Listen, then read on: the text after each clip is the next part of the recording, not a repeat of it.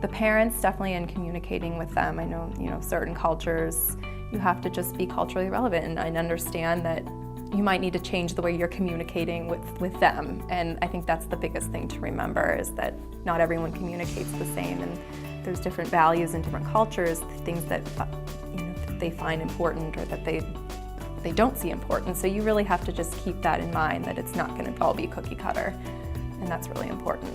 But it's so important because you're building these relationships with these families, and they're entrusting you with their child, and ensuring them that you understand their child as a person and understand them and are willing to do whatever you can to make this relationship work is important. It just takes some research and some talking to luckily we have a lot of our teachers who are from different cultural backgrounds, so I'm able to kind of talk to them about a certain culture that I might not know a whole lot about, and they're able to fill me in.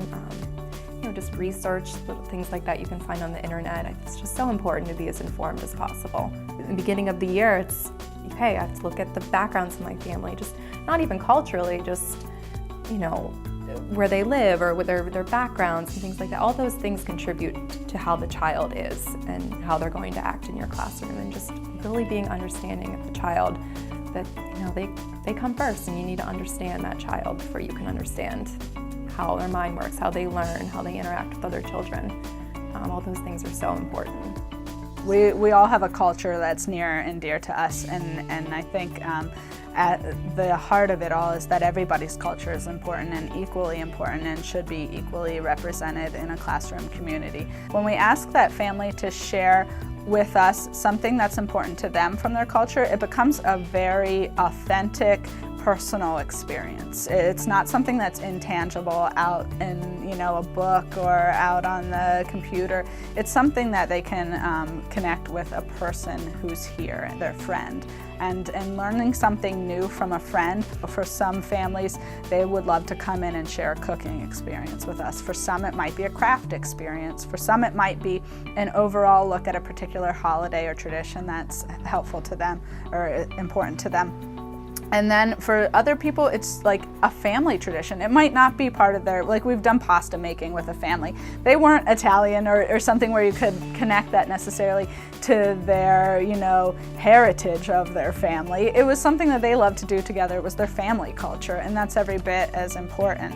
And so we, like to make space and time for people to bring in their family culture to the classroom.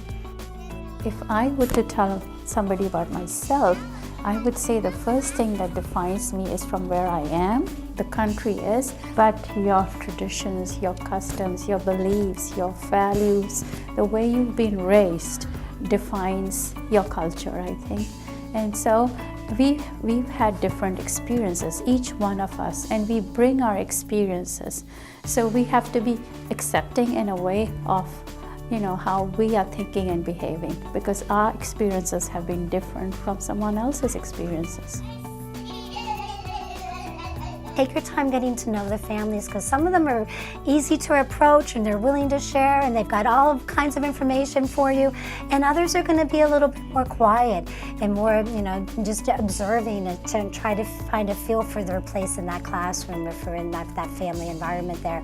So I think, taking their time and really thinking about it and being sensitive to what's going to work and what's not going to work, because we are all so different. One of the things that we do is, of course, we have lots of ways that we communicate with our families. So we have the whiteboard, we have notes. Because we have lots of people from different cultures that come here, sometimes they tell us that their best way to communicate may not be verbally, because they don't have the confidence to do that. So they prefer a written note or an email or there's lots of different ways to communicate, and we want to find the best way to do that with each family, because we're partners. And we want to make sure that we have developed a partnership, a trusting relationship from day one.